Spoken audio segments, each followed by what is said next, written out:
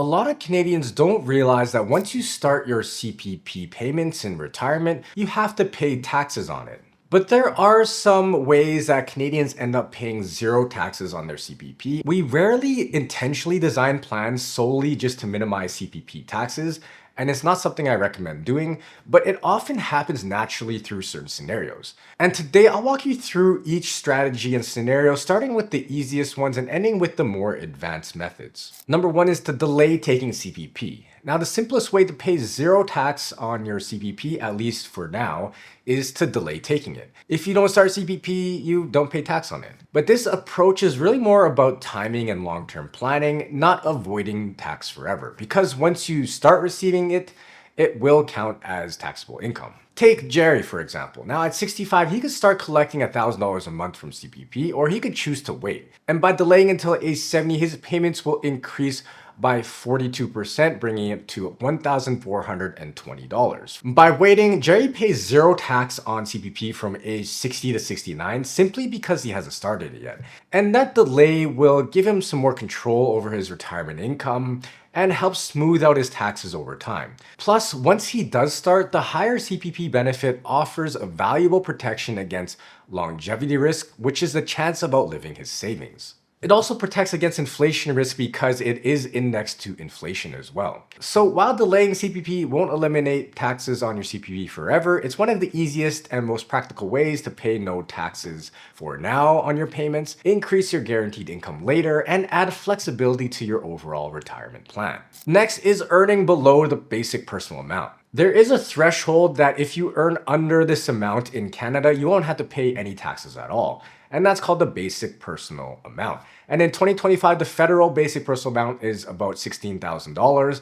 That means if your total taxable income, including CPP and any other income, is below that level, you won't owe any federal income tax. So for example, if you receive $10,000 a year from CPP and have very little or no other taxable income, you won't owe any federal tax. And each province also has its own basic personal amount. So if your total income stays below those levels, you'll pay no provincial tax either. Now, I think I know what you're thinking. It's pretty hard to earn less than $16,000. Who could survive on that? But this naturally applies to some lower income retirees who already fall within those limits and pay little to no tax on their CPP. But even if you're not in that category, it's worth understanding how these thresholds work. By keeping your taxable income under those amounts, your CPP can effectively become tax-free. Next is the fund living expenses from tax-free sources. So if you have tax-free income, such as from a TFSA, that provides a lot of flexibility and opportunities to perhaps pay zero tax on your CPP. So because those TFSA withdrawals are completely tax-free and they don't count towards your taxable income,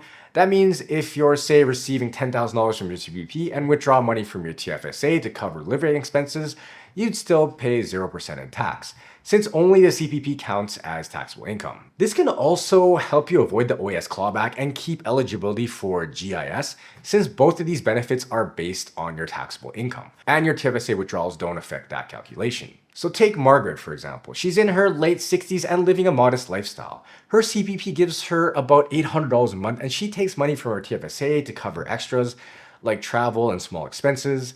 And because her taxable income stays under the federal threshold, she pays no tax on her CPP. That said, this approach doesn't make sense for everyone. You wouldn't want to drain your TFSA just to avoid paying small amounts of tax on your CPP. The main takeaway I'm trying to make is that using tax-free income can help keep your taxes low when it fits naturally into your overall retirement plan, not as a standalone tactic. And if you're unsure of how all this applies to your situation, such as when to start CPP, how to coordinate with your TFSA and other accounts, that's exactly what we help clients with every day. Here at Blueprint, we have fee-only planners that create personalized and tax-efficient retirement strategies. So check out our website and book a free discovery call with us today, because to build the retirement you want, you need the right blueprint. Next is CPP pension sharing. Now, another way to reduce or even eliminate tax on your CPP is through CPP pension sharing, which is a special rule that lets couples share CPP income to balance their tax burden. If you and your spouse or common law partner are both at least 60 and receiving or eligible for CPP, you can apply to share up to 50% of your CPP retirement benefits. And the goal is not to double your CPP, but is to shift income from the higher earning partner to the lower income one, so you pay less tax together as a household or a couple. So here's an example. Aaron receives $16,000 a year from his CPP and pays tax at around 30%. His wife, Kim, has no income, so her tax rate is effectively 0%. And by sharing the CPP, Aaron allocates half or $8,000 to Kim, and now they each report $8,000 on their return. And because Kim's income is below the basic personal amount, she pays no tax on her share, and Aaron's taxable income drops, lowering his overall tax bill. And the result is the same household CPP income, but a smaller total tax bill. And for Kimmy, she's paying 0% tax on her CPP. To make this work though, both partners must be eligible, and the amount you can share depends on your individual CPP records. Check out our guide on 7 powerful income splitting strategies to learn more strategies like this. Get your free guide, a link is in the description. Next is to stack those tax credits. Another way to reduce or even eliminate tax on your CPP is by using federal tax credits available to retirees. Now, the age amount credit adds another layer of relief. For 2025, it provides a credit on the first $9,028 of income for Canadians aged 65 and up,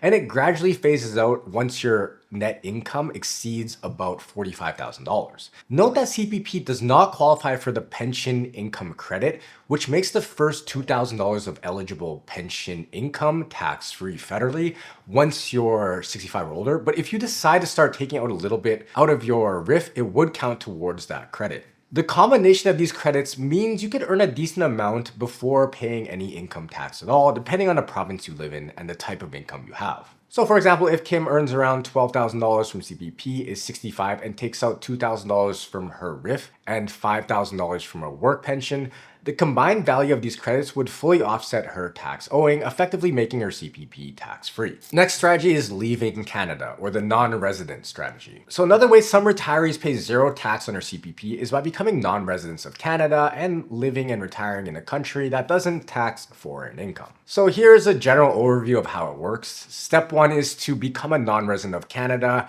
and establish residency in a territorial tax country, where only locally sourced income is taxed. Once you're a non-resident, your CPP is considered foreign income in that country, and in territorial systems, that means it's not taxed in that specific country that you're living in. The next step is to file Form NR5 to reduce or eliminate Canada's default 25% non-resident withholding tax, because Canada will still want to withhold some of that CPP from your payment.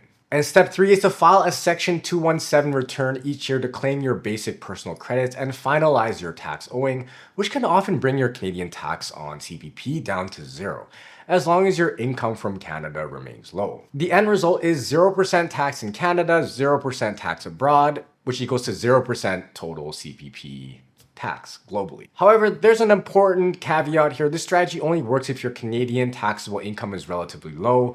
If you still earn significant income in Canada, like rental income or dividends, you'll still be taxed at Canadian rates because it'll exceed that basic personal amount. But for retirees who've moved their assets abroad and maintain minimal Canadian income, this could be a legitimate way to collect CPP completely tax-free worldwide. But also note that tax outcomes for non-residents will vary widely depending on their individual circumstances, where they decide to move, and the foreign residency rules there, and tax treaties between Canada and your new country of residence. The point is, it can get very complex once you have multiple tax regimes involved with trying to claim your taxes. And that's something that we help a lot of Canadians here with at Blueprint.